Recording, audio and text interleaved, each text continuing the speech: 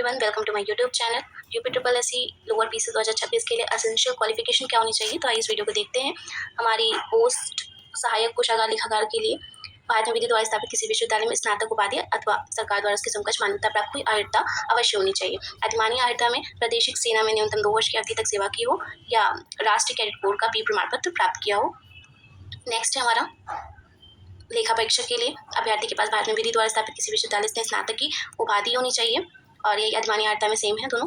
Next है हमारे अमीन नीलामकर्ता की, इसमें भी किसी मान्यता प्राप्त विश्वविद्यालय से स्नातक उपाधि होनी चाहिए। नेक्स्ट है हमारा अधिशासी अधिकारी की ईओ की पोस्ट है, जो हमारी बहुत अच्छी पोस्ट है।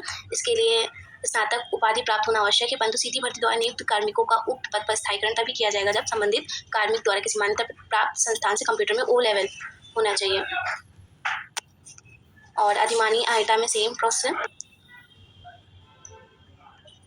लिपिक सेट अंक के लिए किसी मान्यता प्राप्त विश्वविद्यालय से स्नातक की उपाधि हो। अधिमानी अर्हता के लिए हिंदी की स्पीड 25 शब्द प्रति मिनट होनी चाहिए।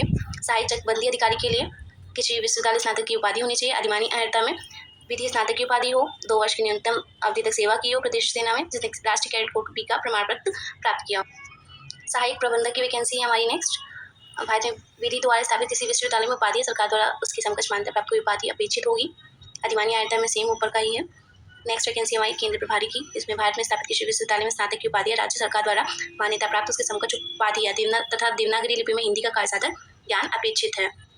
जिला सहायक प्रतिरक्षण अधिकारी के लिए जिला सहायक प्रतिरक्षण अधिकारी के पद पर सीधी भर्ती के लिए आवश्यक है कि अभ्यर्थी ने माध्यमिक शिक्षा परिषद उत्तर प्रदेश की इंटरमीडिएट परीक्षा विज्ञान तथा गणित विषय के साथ उत्तीर्ण की हो तथा किसी मान्यता प्राप्त विश्वविद्यालय से स्नातक की उपाधि प्राप्त किया हो। मतलब इसमें इंटर में साइंस और मैथ्स होना चाहिए और ग्रेजुएशन भी कंपलसरी है। और अधिमानी अर्हता में सेम है, किसी मान्यता प्राप्त संस्था से कंप्यूटर में डिप्लोमा तथा डिग्री प्राप्त किया हो। नेक्स्ट हमारी मंडी पर्यवेक्षक श्रेणी 2 की, इसमें सामान्य अभ्यर्थी के लिए किसी मान्यता प्राप्त विश्वविद्यालय से कम 50% अंकों के साथ स्नातक उपाधि और इंटरमीडिएट में कम से कम 50% अंकों।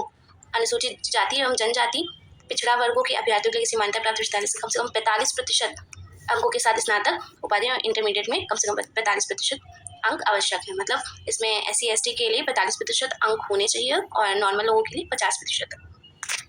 अगर आपको यह वीडियो थोड़ी भी इंपॉर्टेंट लगी हो या सही जानकारी हो तो प्लीज़ लाइक और सब्सक्राइब जरूर